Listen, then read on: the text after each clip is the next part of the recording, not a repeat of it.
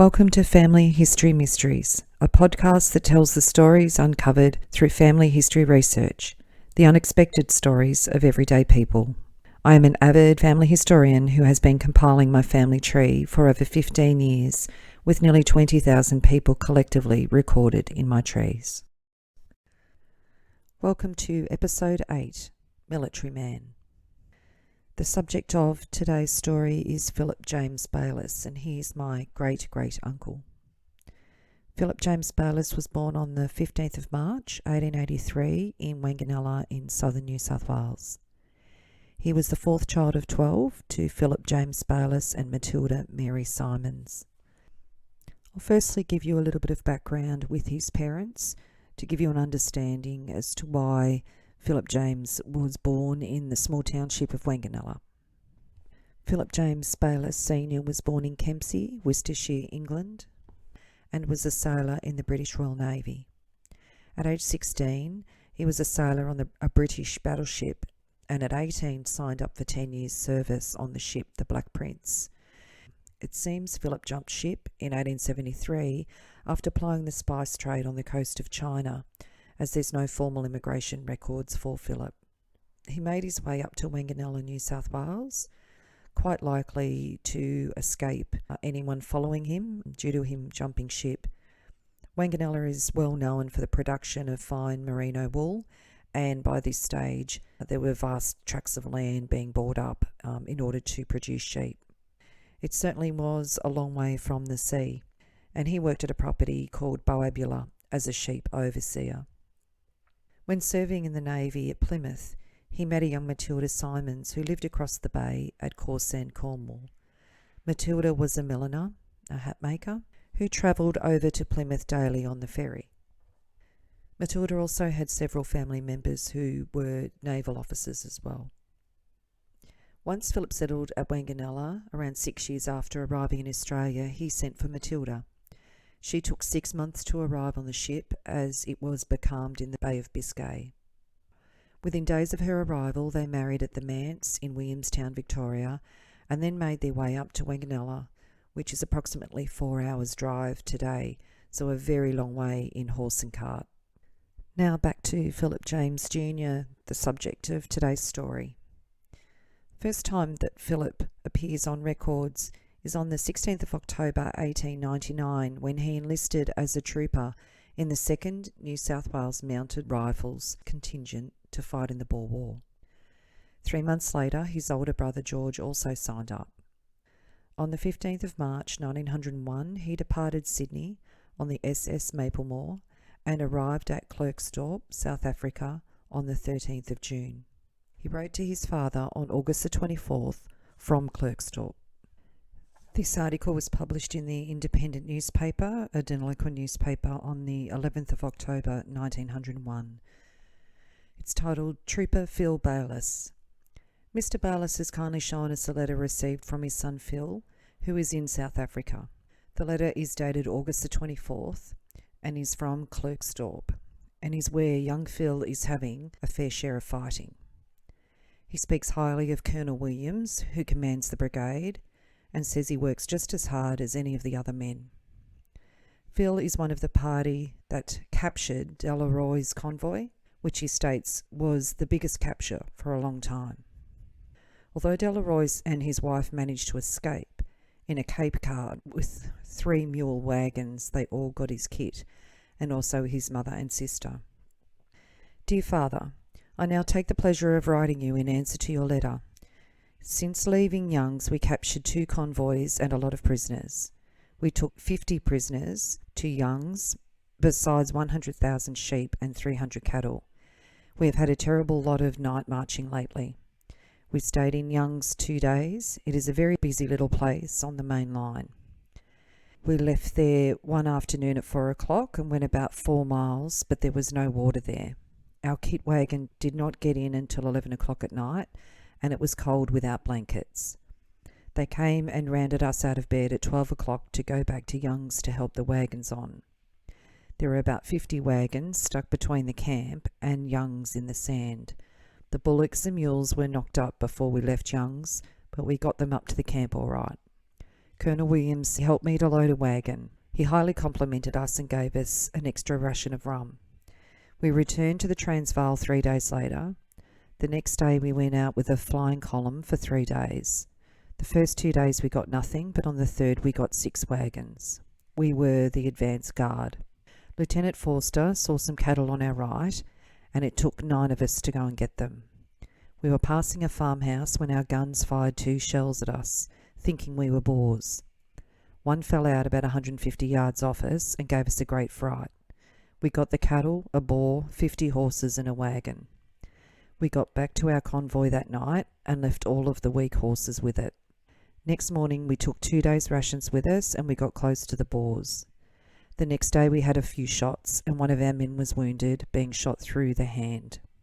We camped at Wilmoran Stud that night, which is around 245 kilometres southwest of Johannesburg. At 1 o'clock the next morning we started, and at 5 came up with the Boers and captured their convoy.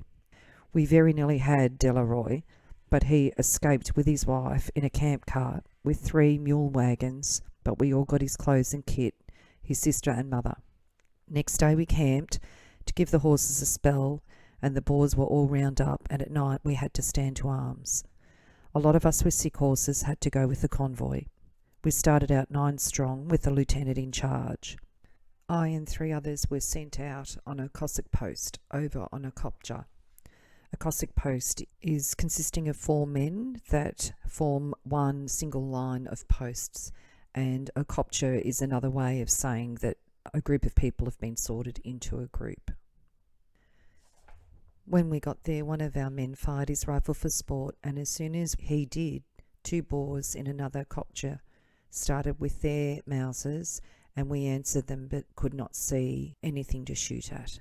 About 10 minutes afterwards we saw 4 riding along about 900 yards off, and we fired upon them and killed one, but the 3 others escaped. The bullets were coming very close. We put our hats on our rifles and put them over our necks. 2 bullets hit just in front of me and recounted over my head. We retired from there, and they followed us and wounded 2 MI and killed a horse. The following letter written by Colonel Williams speaks for itself. The officer commanding the column desires to thank all the ranks of the Australian Mounted Column on the successful termination of their hard work, which commenced on the 14th of August and ended with the capture of a very large Boer convoy yesterday on the 19th of August. The behaviour of the troops, under most trying circumstances, has been above all praise. The column marched over 50 miles from 1 a.m. on the 19th till 3 a.m. on August the 20th, which in itself is a fine performance, but the return march of 21 miles on a dark night, bringing along upwards of 100 vehicles, mostly without drivers, besides many hundreds of cattle, could not have been successfully accomplished with any other troops.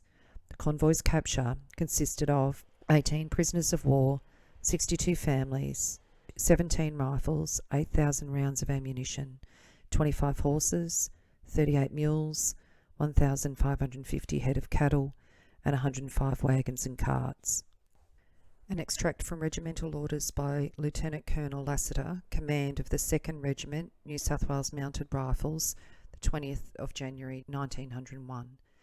The commanding officer is much gratified to note the praise in paragraph 2. He desires to further emphasise the remarks of the officer commanding, and expresses his pride in commanding such a fine body of men in the 2nd New South Wales Mounted Rifles. During the swift advance of 15 miles, the extension was carried out with the steadiness and regularity that could be surpassed on inspection parade. The coolness of the men under fire of the enemy was up to the usual. Mr. R. Standard Colonel Lassiter wishes to place on record the very high opinion he has of the soldier, like quality of the men of the regiment. All ranks are full of resource and ready to adapt themselves to any duties, no matter how arduous they may be. The regiment had the honour of capturing 83 out of 106 wagons and carts. This, the officer commanding the regiment thinks, is a fine performance.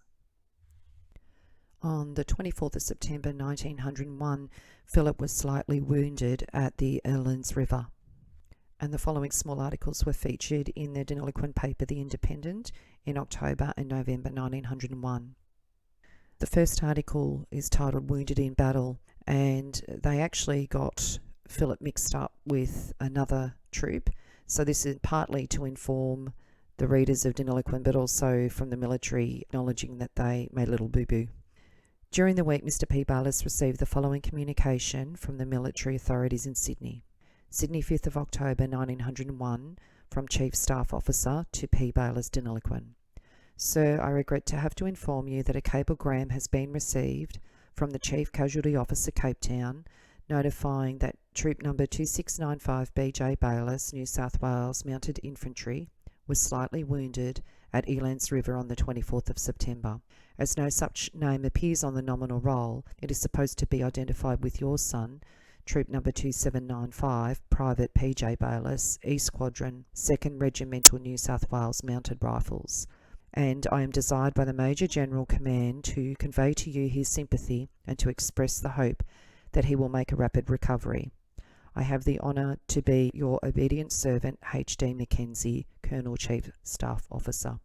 And then a month later, Private Phil Bayliss, Mr. P. Bayliss, father of Private Bayliss, who was recently wounded in the Transvaal, has received the following letter from Colonel Lassiter, New South Wales Mounted Rifles, Field Force, South Africa, Costafontein, October 7th, 1901. My dear Mr. Bayliss, I am writing to tell you that your son, Private Phil Bayliss, has almost recovered from his wound, which fortunately was very slight. He returns on duty on Wednesday. He was wounded at the top of a hill after charging across a plain with his troops and was under fire the whole time. The Boers never hit anyone until they got to the top of the hill. He is a fine soldier and has given me great satisfaction. I have just seen him, and he is very cheery and to be glad to be out of hospital. Yours sincerely, H.B. Lassiter. Just a little side note on H.B. Lassiter. Lassiter rose through the ranks after the Boer War service that he did. He rose to Colonel, and he was also given the distinguishment of the Order of St. Michael and St. George, so known as a CMG, so a Companion of the Order. So it was an order that was awarded to him for performing distinguished service in the colonies or protectorates of the British Empire. On November the 2nd, 1901, Phil again sent his father a letter from Pretoria in South Africa. So it's titled A Letter from the Front. Trooper Phil Bayliss. Mr. P. Bayliss handed us for publication the following letter, which he received from his son, Trooper Bayliss, last week. You will be surprised to hear that we are at Pretoria. We got orders one night at Klerksdorp to be ready to start next morning by train. We were the last squadron to leave. We left about 8 o'clock at night, travelling all night, and arrived at daybreak the next morning and camped about 10 miles out of Pretoria at a place called Kerstfabriken, which means first factory. At 5 o'clock the next morning, a start was made for Diamond Hills, and we were then informed that the reason we came in such a hurry to go out and take a pom-pom that the Boers had captured from the Victorians. When William is referring to a pom-pom, he's referring to a machine gun. We joined the Thompson's column at about 11 o'clock that day. The Boers had driven him back the day before. Our Colonel Williams took over the command of his column, and Colonel Thompson went on. The column was composed of 100 Canadian Scouts, 75 of Morley Scouts, 400 Gordon Highlanders, and a couple of Imperial Yeomanry, 2 pom-poms, 2 12-pounders of RHA, and 5 machine guns. We had reveille at 12 o'clock, marched at 1 in the morning, and got on to the Boers at daybreak, and the Canadians got the Colt gun onto them. 14 Boers were caught asleep in the house, including a captain and a sergeant major. We went into camp about 12 o'clock that day, and all were very tired and sleepy, having been in the saddles since 1 o'clock in the morning. We had hardly got to bed when we were ordered to get up and move off. Starting at 10 o'clock, we marched all night. During the march, we surprised 3 Boer scouts on outpost duty. They fired a few shots and then got away in the darkness. About daybreak, it was discovered we were on the tail of a Boer convoy, and the shooting commenced, and we succeeded in capturing a lot of prisoners and wagons. We camped at about 11 o'clock that morning and were told to get as much sleep as we could, as another move would be made that night. However, we were only asleep about 2 hours when the Boer pom-pom started. I got a terrible fright, and I think every man did, and there were horses and men running everywhere. Gradually all the horses were caught and saddled, and then our guns started, and you should have heard the row. Rifles, Maxims, pom-poms, big guns going, and Boer shells bursting everywhere. Our squad was camped right in front of the guns, and that was where the Boers were firing. They killed one of our horses and wounded the rider in the arm and did great shooting. We did not think they had a gun, but we soon knew different. They would drop 2 shells for range and then drop 20 or 30 all round. However, our guns soon got the range and quickly silenced the enemy.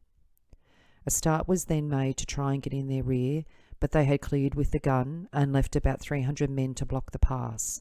It was at a place called Whitcliffe, which means White Cliff, and was a very strong place. To pass, we had to go right between 2 hills and then run along the side of the road for about 5 miles. The pom-poms, big guns and Maxims all played on the left of the hill, and we fired into it too. I nearly got shot through the chest, but just got behind a tree in time and the bullet glanced along the side. We had been firing for about 5 minutes when our troops got the order to charge the kopje on the left. Away we went full gallop, 17 of us, and one of our men was wounded. We got there, but the enemy went further along the hill, and then 3 other troops, and the Canadians charged them and drove them off. 5 Boers were found dead. A Canadian sergeant was shot dead and a couple wounded, so you can tell how hot it was. We were fighting all that afternoon, and 15 of our men got within 2,000 yards of their pom-pom when the Boers were getting away, but there was nobody to back them up, or they would have got it. We camped at night at 8 o'clock and slept with no blankets or coats, as they were all with the convoy. Starting at 3 o'clock the next morning, our convoy was reached at 12. The remainder of the mounted troops started at 10, that leaving our squad in charge of prisoners and supplies. We thought the Boers would attack the camp that night, so trenches were dug all round and patrols set out every hour. The prisoners were tied up with rope as they were giving trouble. There were 75 of them. A start was again made at 4 o'clock in the morning, and we caught up to the flying column after 5 hours of riding. They had captured Major Woolmeran, and he is now on his trial for murder.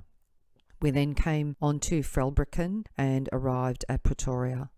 On the 1st of November, Lord Kitchener reviewed us and said we were the finest body of mounted troops he had seen, and also gave us leave while we remained in Pretoria in recognition of past good services. Our leave extends from 8:30 in the morning until 8:30 at night to show the good work we had done in the last 7 days, that is from the time we left Frelbricken and returned there.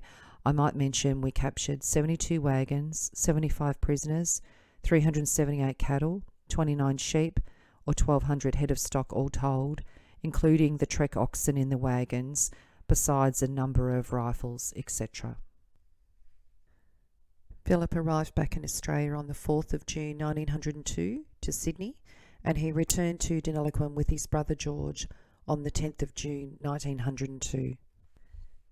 And an article in the Independent newspaper in Deniliquin on the 13th of June outlines their return. The article is titled Return Soldiers. On Saturday last, Charlie Loy and William Halliday returned to Deniliquin after about 15 months fighting in South Africa. Owing to the absence of the mayor from town, they were not officially received, but the warm welcome extended to them by their many friends must have been particularly gratifying to them. On Tuesday afternoon, 3 more returned home, Walter Amor and George and Phil Bayliss. They were met by the mayor and several citizens on the North Common. The mayor said he was pleased on behalf of the residents to extend the young soldiers a hearty welcome on their return to Deniliquin. 3 hearty cheers were called for and lustily given, and the gathering adjourned to the Sandhurst Hotel, where over a glass of wine with the mayor, Alderman Sparrow and Jones spoke in enigmatic terms of the boys who had left Deniliquin to take part in the war that had now happily been brought to a close. A further invitation was extended to the Sportsman's Arms, where the health of the mayor and Mr. Bayliss, father of George and Phil, was drunk. The returned soldiers look well after their sea trip home, and all of them have gained weight. In fact, it has made men of them. It will be seen by our advertising columns that the boys are to be welcomed by the members of the MUROOF, which is the local Deniliquin Masons, so Freemasons. Philip married Evelyn Harriet Llewellyn on the 12th of August 1908 in Deniliquin, New South Wales, when he was 25. Philip's sister Matilda also married Evelyn's brother William 5 years later, so there's two lots of connections within the family.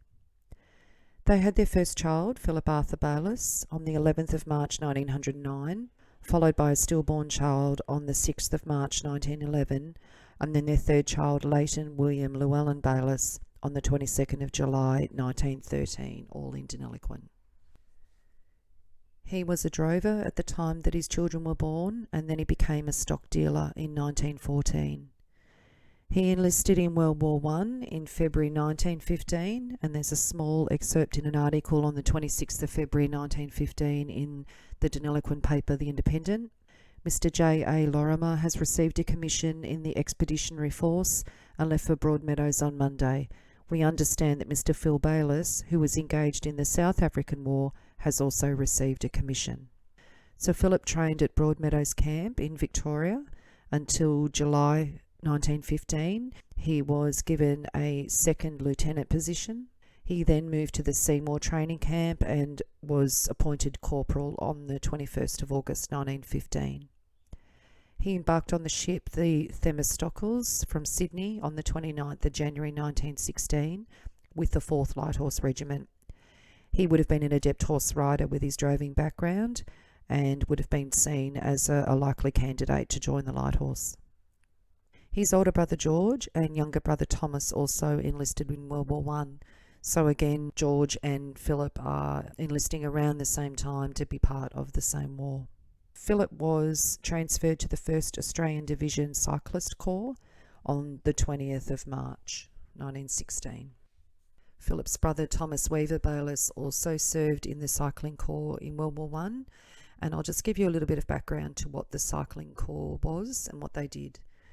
The Australian Cycling Corps was formed in Egypt in 1916 as part of the Australian Imperial Force and fought on the Western Front in France and Belgium. When the Australian Imperial Force was reorganised and expanded in 1916, following the evacuation from Gallipoli, each of its 5 infantry divisions was allocated a company of cyclists in accordance with the British New Army establishment adopted at that time. At this time, each company had an establishment of headquarters and 6 cycle platoons with a total strength of 204 men. These companies were formed in March and April 1916 from volunteers from other AIF units in the Middle East. The cyclist battalions were organised like the infantry and were mainly used as dispatch riders. Later, during the periods of semi-open warfare in 1917 and 1918, they operated in a manner similar to the cavalry, conducting reconnaissance and patrolling. Other tasks performed including laying communication cabling, traffic control, unloading stores from railway wagons, harvesting crops and burial of the dead. The soldiers were issued with the standard rifle that was either attached to the bicycle's down tube or slung across their back. Although the battalions were not used as fighting units, their personnel were regularly exposed to the dangers of artillery fire and attacks by hostile aircraft. During the war, the 1st Cyclist Battalion lost 13 men, the 2nd Cyclist Battalion lost 59. The Australian Corps Cyclist Battalion was disbanded on the 30th of April 1919. While all 3 brothers were away at war, their mother Matilda passed away at their family's property Crookery on the outskirts of Deniliquin on the 4th of November 1918. Family members said that she died of stress and worry about her 3 boys being away at war, and this is certainly evident in letters that she sent to the AIF requesting information on the safety of her son Thomas Weaver, and this was only 3 months before she died. The first letter is dated on the 5th of August 1917 to the Base Record Office. My son, Private T.W. Bayliss, enlisted at Brisbane, Queensland in the 3rd Infantry Brigade, 17 Reinforcement 12th Battalion, and then later at the 1st Anzac Cycling Corps. What I want to know is why I was not informed of him being ill with trench fever. I got a letter from him this mail. I have been looking for letters from him. I have my 3 boys and they are all over there. My 2 eldest boys fought in the South African War. I don't know whose fault it is, but I think I should have got word about him. It is a curious time for our mothers. And it's signed M. Bayliss, care of Post Office Deniliquin. And the other letter is a little over a week later, the 14th of August 1917. To the Office of Base Records. I am forwarding you my son, Private T.W. Bayliss's last letter. I think when you read them, you will be satisfied that it was not without cause I wrote to you. Please be careful of his letters, as I prize them all. Would you please inform me where I am to apply for a medal for mothers that have sons on active service? I see in Victoria that they have to apply at the post office and get them in the post. There are no forms at our local post office. Our son's enlisted in Victoria. On the 13th of December 1919, Philip returned to Australia. His brothers also returned safely from the war. He actually returned later than others. He resided in England for 12 months after armistice was declared, and then he arrived back. Philip seemed to be a very effective military man, and as you would have heard from the articles written by his superiors, he seemed to excel in that type of environment. However, unfortunately, it looks like he didn't pass that same respect over to his wife and children upon his return, which you are just about to discover. He did return to his wife and children. Evelyn was now living in South Yarra, a suburb of Melbourne, and his boys were 6 and 10 by this stage. But by January the 2nd, 1920, so within 2 to 3 weeks, he left Evelyn and went to Sydney. He was discharged from the military on the 26th of February 1920, and within weeks he left Sydney for Papua New Guinea, where he got a job with Burns, Phillip and Co. on a plantation in Rabaul. He used Inverell in New South Wales as his forwarding address in July 1920. Not sure what he was doing in Inverell. I can't find him in any census records.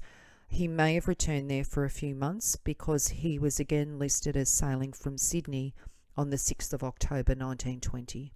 He sailed on the Messina, bound for Rabaul via the Solomon Islands to return to the plantation. You hear from him again 2 years later. He arrived back in Sydney on the 18th of April 1922 from Fazy on the Solomon Islands, and he listed his occupation as a planter on the shipping records. At this stage, he had been managing the Sorokian and the Choiseul rubber plantations at the Solomon Islands. In May 1923, he sailed to Papua New Guinea on the Beria to work at the Morobe goldfields. He also joined the staff at Carpenter & Co. Carpenter & Co. was quite a large company and sold island produce from plantations, so no doubt he got this position through his work on the plantations. By the 16th of April 1924, he's listed as sailing from Sydney on the Messina back to Solomon Islands. And then on the 12th of June 1924, his wife Evelyn divorced Philip on the grounds of desertion. Philip had been gone for 4.5 years at this point. The following is Evelyn's petition for divorce. Evelyn Harriet Bayliss, the petitioner, and Philip James Bayliss, the respondent. I, Evelyn Harriet Bayliss, of 122 Pascoe Vale Road, Moonee Ponds, in the state of Victoria, married woman, make oath and say that I am the above-named petitioner, that I was on the 12th day of August 1908 lawfully married to the above-named respondent, Philip James Bayliss, at the Church of England in Deniliquin, in the state of New South Wales, according to the rites of the Church of England by the Reverend Reginald Smee. That the said respondent has, without just cause or excuse, wilfully deserted me, and without any just cause or excuse left me continuously so deserted during 3 years and upwards, as hereinafter appears. There are 3 children issue of the said marriage, 2 of them are now living. Philip Arthur Bayliss, born on the 11th of March 1909, and Lee William Bayliss, born on the 22nd day of July 1913. The other child of the said marriage was stillborn. That I am now of the age of 41 years, having been born at Moama in the state of New South Wales, and I was domiciled in the state of Victoria at the time of the desertion above referred to, I am unable to state whether I am now domiciled in the said state of Victoria, as I do not know where the respondent now resides, or what intention he may have formed to abandon Victoria as his place of domicile, or to acquire a new domicile. That the said respondent is, I verily believe, 40 years of age or thereabouts. He was born in Wanganella, New South Wales, and was domiciled in the state of Victoria at the time of the said desertion. That before my marriage to the said respondent, Philip James Bayliss, I was a spinster and resided at Deniliquin in the state of New South Wales, and supported myself by sewing and as a pianist. Prior to the said marriage, the said respondent was a bachelor and followed the occupation of a drover, and resided at Deniliquin in the state of New South Wales. Immediately after the said marriage, I lived and cohabited with the said respondent at Deniliquin until February 1915, when the said respondent enlisted in Victoria in the Commonwealth Military Forces and went into camp at Broadmeadows in the state of Victoria from February to July 1915, and later at Seymour in the state of Victoria in July 1915 to the 28th of January 1916. On the 29th day of January 1916, the said respondent left Australia for the war. The two children and myself stayed in Deniliquin until early in September 1915, when the said respondent came to Deniliquin and broke up our home, removing our furniture to Melbourne, and we came at his request to permanently reside in Victoria. The said respondent took a 2-year lease of a house in Pine Avenue, Elwood, near Melbourne, in the state of Victoria, and we thereafter lived together there, except as hereinafter appears the said respondent visited me in Elwood when he had to leave, and we then lived together as man and wife when the 2 years lease was up, and I moved to Mitford Street, St Kilda in the state of Victoria, and from there to Park Street, South Yarra, where I was living when the said respondent returned from the war. The respondent was away from Australia until the 13th day of December 1919, when he returned to Australia. He remained in England for a period of 12 months after the armistice. We corresponded with each other during the respondent's absence from Australia, but the respondent, in one of his letters written to me shortly before he returned to Australia, said he much regretted leaving his friends in England. Some months before his return, the respondent sent a tin trunk to me in care of an ex-sergeant in the military forces who was returning on the Ceramic. On going through the said tin trunk, I found in it a letter to my husband from one of the ship's officers on the Themistocles, wishing him luck and hoping he was having a good time, and saying he was sure he would be having a good time if he was still as friendly with the same lady, and in brackets it says a nurse, as on the Themistocles. After reading the letter, I realised that my husband had been untrue to me almost from the time he left Australia. I also found in the same trunk a preventative of the kind commonly known as a French letter. Both my children and myself went to meet my husband on his return, and I immediately noticed a change in him and his affection for me and spoke of it. He, the respondent, said that the years had taken such a slice out of his life that things could never be the same again. I asked him about the letter aforesaid and produced it. He simply took it away from me and tore it up. Upon the respondent's return, he left Melbourne to go and see his people and returned in about 7 days. As aforesaid, he acted like a stranger to me, went out in the morning and returned at all hours, practically held no conversation with me, nor did he take any notice of the two boys. He made arrangements to leave for Sydney without my knowledge. Finally, when I found out he was going, I told him that I was his wife, and the two boys, his children, had begged him not to go away, and said that if he went, that we would go too. He told me that I could not force him to live with me, and he would give me ample grounds to divorce him. He gave me £100 and said he would send more. I walked to the door with him on the evening of January the 2nd, 1920, when he said he was about to depart for Sydney, and as he was going, I begged him to stay. He just shrugged his shoulders, and he said that he would only regret it the next day if he stayed.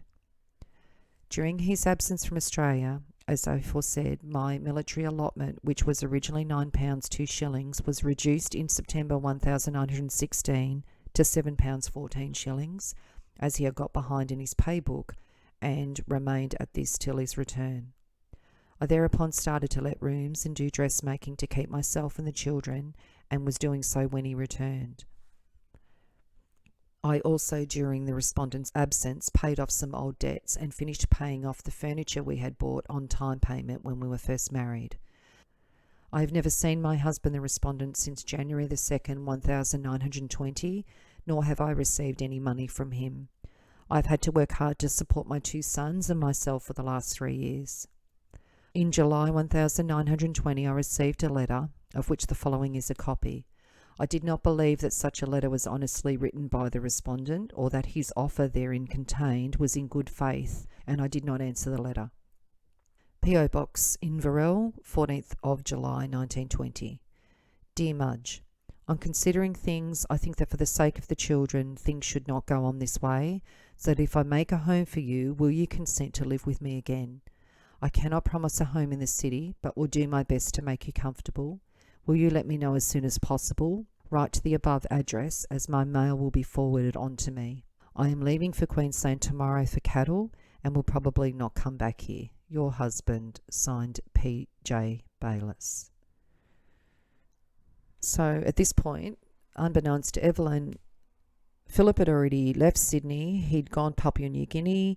He'd worked at a plantation in Rabaul in Papua New Guinea.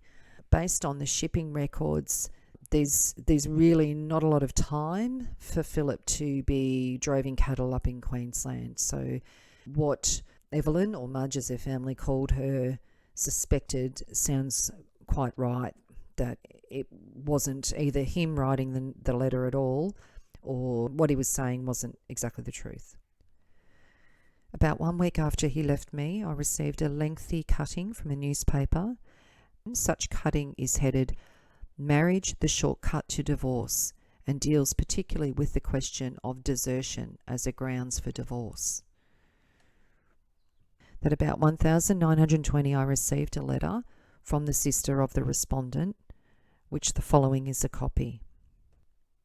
Now, this letter is from Philip's sister Nancy. She was in fact Annie Elizabeth, but her family called her Nancy, and she was married to Neil Robertson and lived in Deniliquin at the time that this letter was written to Evelyn. Dear Mudge, you don't know how pleased I was to get your letter. Strange to say, you were very much in my mind that day. I was continually thinking about you and regretting that I had not been able to see you before you went away. And as for talk alone, I would have given much to have had the opportunity when you came up that night. I said to Neil, I wonder if Mudge will say anything to me about Phil. Mudge, I would have given the world to have had a talk over things with you, as my sympathy has always been with you right through. And I may tell you that both Daisy and Minnie are of the same as myself. They have been down on Phil from the start. The idea of any fellow daring to think he could just walk off and shift his responsibilities all on to the woman for nothing at all, and to leave those dear little kiddies, I can tell you he got a pretty short shift from us girls home here. We have no time for him. We have no time for him whatever, Mudge. Why don't you make him maintain the kiddies? I would see him in jail first, and just imagine him writing to the defence to try and get that money stopped like his cheek. Really, he would stop at nothing, I am certain of that, to gain his own ends. I can't help thinking how much wasted in not having a talk to you. I could have told you such a lot, as I hear from both quarters. What Katie tells me, what Phil tells father, as far as I know, he was to sail for New Guinea last weekend, and believe me, I don't think alone, is to work for Burns, Phillip and Co. at £5 per week and quarters. But what occupation I really have no idea, but I can easily find out. I can't understand Maddie's attitude, but you know Phil is everything to her. And between her and father he has become to feel some sort of a Christian martyr. I could jump on him. I feel that wild with him. To think that he could be so heartless as to walk off and leave a woman and 2 children to fend for themselves. No one but a mongrel of the worst breed would do such a thing, but is just as well that you were the sort of woman to keep things together. or else the poor kids would have a poor lookout. But of course he's only trying to make things look black against you so as to pave the way for himself. He has been borrowing money, or trying to, from several people here lately to get a so-called pal out of trouble. By what I can hear, it is a pack of lies, and it was taking £5 a day for him to live, so you may as well guess that he's not very lonesome. Laurie was the one who could have given you all the facts of the case. Do you know he wired over here for money and said Laurie would verify it? Laurie didn't even know that he sent it. I think he got down on poor Laurie. Really, he would not scruple to ask anyone and has absolutely no idea of paying it back, and I cannot think where he gets such rotten ways from. Neither George or Tom are like that. They are real straight and have settled.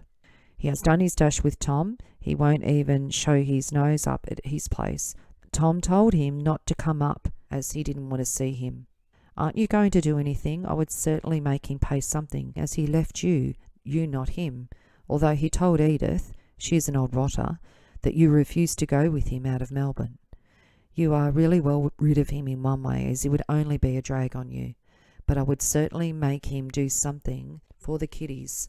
Daisy told me she saw in a letter to father that he and dear old Matt were the only ones he cared about in the family, as all the others were a selfish lot.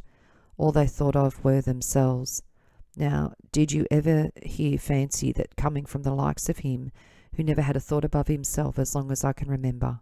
Now, dear old girl, always remember you have a firm friend in your sister Anne. I always remember your goodness to me in my days of adversity, but apart from that, it is my affection to you personally. I was always sorry you didn't answer my letter that time. It always has stuck in my neck. I thought you no longer cared. Much love to your dear self, signed Nancy. And that I distinctly and unequivocally deny all collusion or connivance, past or present, direct or indirect, with the respondent. And it's signed E.H. Bayliss. And I'm just going to read out the letter that Evelyn wrote to Nancy. So this is dated the 21st of August 1923. My dear Nancy, it is quite a long time now since hearing anything from you, so I am killing two birds with one stone by writing to let you know that you are not forgotten entirely, and also to ask if you know your brother Philip James Bayliss's address. If so, would you send it to me, as I am taking divorce proceedings against him on the grounds of desertion, and want the address to have the papers served on him. It is getting on 4 years now since he left the two lads and myself to battle along, and I can assure you it has been one hard struggle for me, and the older the boys get, the harder the battle. Can you understand how a father could leave his two boys this length of time without one thought of their welfare? It is just beyond me. I have put in a dreadful winter down here. Both the boys were very ill, and I had to close the shop to look after them, which meant a big loss to me, and dressmaking at any time is hard, nerve-wracking work. Well, dear, I'm not going to worry you any further with my woes. I do hope you have quite recovered from your long illness, and that your hubby and two boys are well. Hoping to hear from you at your earliest. With love, yours very sincerely, Mudge. And this is the response from Nancy. Dear Mudge, suppose you are thinking all sorts of things about me for not answering your letter, asking me that question. I have been waiting to find out for you, but it seems no one, only Maddie, knows where he really is, and how could one get it from her, as you know what she is? Father does now know his address, as when father got his money, Phil wrote to him and asked him for £200, as he wanted it to start with some fellow mining in Papua. I read the letter, but I could not remember what place it was. You know the awful names anyway. Father wrote and refused him, and Phil has not written to him since. He was only wondering where he was when he said he got a letter from Maddie, and she just said that Phil had left the Solomons and was in Papua, but did not say what part or anything. So that is really all any of us know, barring her, and if I were to ask her if she would not give it to me, as she knows I have no love for him. But father said he will try and get it. He reckons Phil will be delighted, as he has someone else, but he says he thinks it would be hard to trace him, as when he was in Sydney he was under another name. I hope you can get him, as I think he should be made to suffer in some way. He is a terrible rotter, to leave a woman to face everything, and 2 children in these times anyway. I will do my best to help you, old thing, as you have always been one of the best to me. Now, dear Mudge, please give my love to your mother. I may see you all one day soon if I go away, but I will try to do this for you, and I will let you know. Now, good night, love to you all from your loving friend, AER. And it said that I am informed by my proctors and verily believe that on the 13th day of September 1923, they forwarded to Mrs. Maddie Llewellyn of Goulburn, sister of the respondent, a letter of which the following is a copy, but they received no reply to such a letter. And just remember too that Maddie Matilda was married to Evelyn's brother, William Llewellyn. Mrs. W. Llewellyn, Goulburn, New South Wales, 13th of September 1923. Dear Madam, Bayliss versus Bayliss. We have been instructed for Mrs. Philip James Bayliss to commence proceedings for divorce against her husband on the grounds of desertion. We shall be pleased if you can inform us papers on him. My mother, Mrs. Annie Llewellyn, with whom I reside now, has informed me, and I verily believe that she received from Mrs. Maddie Llewellyn, sister of the respondent, on the 3rd day, November 1923, a letter of which the following material facts contain. A firm of solicitors in Melbourne have written to me 2 or 3 times for Phil's address. Tell them I don't know it. He went to Papua with a man and said not to worry if I didn't hear, as he didn't quite know where he would be, and then I got a wireless message from a boat called the Berea to say he had left. That was in May, and I haven't heard since. I am that worried. I have written to anyone and everyone who might know. I am sure something is wrong with him, or he wouldn't have left me like this without news. I don't know how to find out. If you hear anything, let me know. Does anyone know Mudge intends divorcing Phil? I don't think they know at home. I have not told anyone, not even Billy. Mind, I think it is the best thing to do. Pity she didn't do it before and might have found someone else. Don't say anything about Phil, will you, Nana? It hurts me because I love him. I feel sometimes in the night he might be dead, and that is why he doesn't write to me. I know something is wrong. It is so wild where he is going. I will write again. Don't bother answering this till you feel like it. Love to you all, Maddie. And then it says that I know of no other relatives of the respondent other than his father and mother and his sister Nancy Robertson, aforesaid, and his sister Mrs. Llewellyn, aforesaid, and I do not know and have no means of ascertaining the whereabouts of the said respondent. Evelyn added another note saying that when they went from Deniliquin to Melbourne, it says that Philip told her, I have decided that we will live permanently in Melbourne and never come back to Deniliquin again. After I come back from the war, I'll get a position in Melbourne and be able to remain there. I'll have the strings pulled for me and get a position there. I will. I'll be able to get a position in Melbourne with some firm of stock and station agents. I said to the respondent that I was very pleased to hear that it was his intentions, that he was tired of living in Deniliquin, that I had lived there all my life and never wanted to see the place again. The respondent said that he was quite of the same opinion and that he also didn't want to see the place again. The respondent, prior to the enlistment in the Commonwealth Military Forces, had been a drover. At the time of the conversation referred in the preceding paragraph, the respondent had obtained a commission as lieutenant in the Australian Imperial Forces. The solicitors tried to no avail. They advertised in several papers, including the Deniliquin paper, in order for Philip to be able to defend himself as part of the divorce case. And as a result, because there was no response, the decree nisi was granted to Evelyn. 2 years later, Philip pops up again. He was noted in a Queensland paper after visiting the Mulgraves Central Sugar Mill in Gordon Vale, Queensland, with his brother Tom. Now, his brother Thomas, or Tom, was now a successful gold miner at the Bululu goldfields in Papua New Guinea, and it says that they were visiting there together. Possibly they were on their way from Cairns to Sydney. By the end of this month, he was boarding a boat back to the Solomon Islands. The shipping records state that he was from New Guinea, so Philip was from New Guinea. And then a Cairns newspaper stated Mr. and Mrs. P.J. Bayliss were travelling with Mr. and Mrs. T.W. Bayliss. Now, I can't find any evidence that he married again. You would have noticed in the divorce papers, though, that His father was thinking that it was likely that he had met up with somebody else. Now, whether he changed his name, took on a new identity, maybe didn't even let the lady know of his change in identity and married her under another name. That is quite a possibility based on what his father mentioned.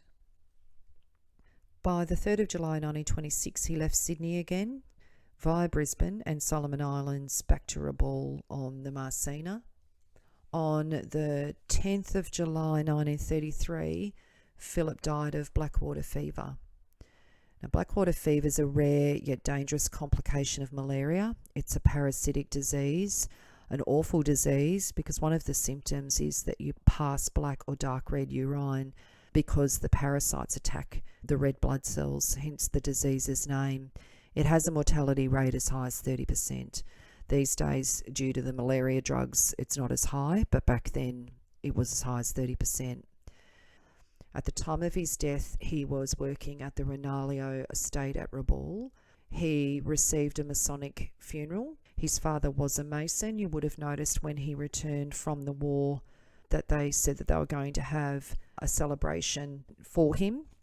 There is an article in the Riverine Grazier on the 18th of July 1933. It says, Mr. Phil Bayliss of Deniliquin received a cable message from New Guinea on Tuesday announcing the death of his son, Mr. Philip James Bayliss, from blackwater fever. The deceased lived with his parents in Deniliquin and was educated at the local school. At the outbreak of the Boer War, he enlisted and went to South Africa, where he was wounded in the fighting line. In the Great War, he joined the AIF and fought in France and attained the rank of lieutenant. On returning to Australia, Mr. Bayliss went to New Guinea about 14 years ago and for several years was manager of a plantation for Carpenter & Co. at Rabaul. He was in the employment of that firm when he died. Deceased was 50 years old. The sympathy of many old friends is extended to the relatives of the deceased in their bereavement. So what became of Evelyn and the boys? Well, Evelyn did remarry. She married Hugh Doherty in 1932, 8 years after her divorce. Hugh was a council employee and they lived at Erica and Hill End in Victoria. And she died in Victoria in 1943, aged 61. Now, as you would recall, Philip and Evelyn had 2 children. I'm going to read Leighton's information first, and then I will take you to their second son. So one of Philip and Evelyn's surviving sons was Leighton William Llewellyn Bayliss. He was born on the 22nd of July 1913 in Deniliquin, New South Wales. He was known as Lee. He was a commercial artist living in Fairfield Park, Victoria, when he enlisted in World War II on 8th of November 1839 at South Melbourne when he was 26. In the same year, he married Joyce Purton. He rose to sergeant in the 2nd 7th Infantry Battalion. However, he was reported missing in action at Crete, Greece on the 20th of September 1941, presumed dead. He is listed at the Fallaren War Cemetery in Athens, and Joyce never remarried. Their other son, Philip Arthur Bayliss, he was a lineman in 1931 in Westgarth, Victoria. He married Maxine Hopgood in Victoria in 1932. In 1936, he was a mechanic and they lived at Clifton Hill in Victoria. He enlisted in World War II as well on the 1st of December 1941 and then was discharged in 1945. In 1949, they lived in Fawkner. He was a jail warder and he was involved in a court case where he was given a suspended sentence and a good behaviour bond for 2 years for a charge of delivering letters and articles to prisoners. So I'm assuming he thought that it was best to have a career change as he was listed as a fireman in Noble Park, Victoria in 1967. Philip died on the 1st of April 1970 in Heidelberg, Victoria, aged 61. Maxine and Philip had 3 boys: Brian Philip Llewellyn Bayliss, Barrington Walter James Bayliss, and Ronald Maxwell Bayliss. So there you have it, Philip James Bayliss. Sometimes the most ordinary people from ordinary backgrounds have the most interesting lives. If you have any mysteries you would like solved in your family tree, please go onto my Facebook page, Family History Mysteries, and message me. If you have a story that you would love to have shared on a podcast, I would love to feature your family member like I have with my stories. If you would like to see any photos or additional documentation based on Philip James Bayliss, I will add that to a Facebook post.